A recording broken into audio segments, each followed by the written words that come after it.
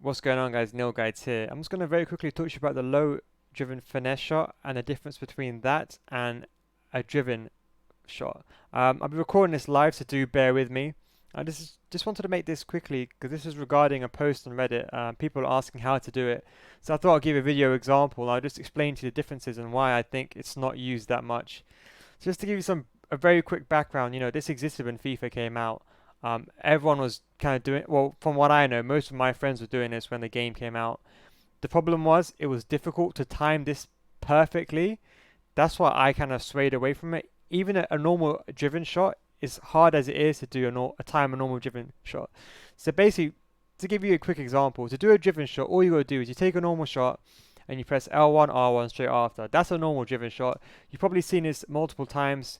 In FIFA 18, this kind of because obviously now time shooting is introduced. This has now been replaced by the L1 R1 button. So basically, you just take a shot and you hold L1 R1 immediately after the shot.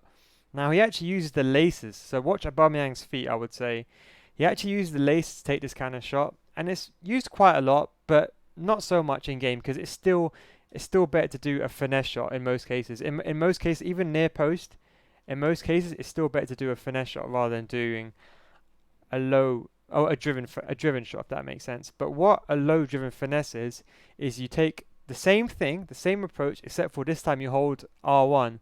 So basically, it's the same as a normal finesse, but you press L1 and R1 after. So I'll show you normal finesse and then L1 R1 after. Now the difference is if you watch Aubameyang's feet, right? He actually uses the inside of his foot to take this shot. So I'll show you again. See how he used the inside of his foot? Even if I go to the opposite side of goal, he still used the inside of his foot. Now, the reason why this is not used and you don't see it that much is because when do you ever get an opportunity like this, and when do you ever get a one-on-one like this? It's quite rare. If you do get a one-on-one, in most cases, the goalkeeper comes out, and you end up opting for a finesse shot, which is the better thing to do in most cases. So that's why you don't see it that often. And another thing people don't understand is with a finesse shot in game to time this is exceptionally difficult. Think about it. You have to do a normal finesse shot, hold L1 R1 and press the shoot button again. This is what you have to do basically. If you look at the controller at the bottom of the screen, it's actually quite difficult to do this in game. You have to do this in a split second. And don't forget, with low drivens and low driven finesse shots, if you miss the timing, you're screwed. So to do this basically in actual time, it's extremely difficult. That's why if you're going to start using this, I would suggest using the non-timed variation. Then obviously once you get used to using that, you can start timing your shots. But that's how you time it basically. It is quite difficult, and as I said, that's why it's not used that much in game. Now, the second thing is this shot is based a lot on composure and finishing stats. And also with the introduction of the new patch, it also depends on what pressure and what defenders are behind you. Now obviously in training, Aubameyang, there's no defenders near me, there's no pressure applied. So it's a different situation.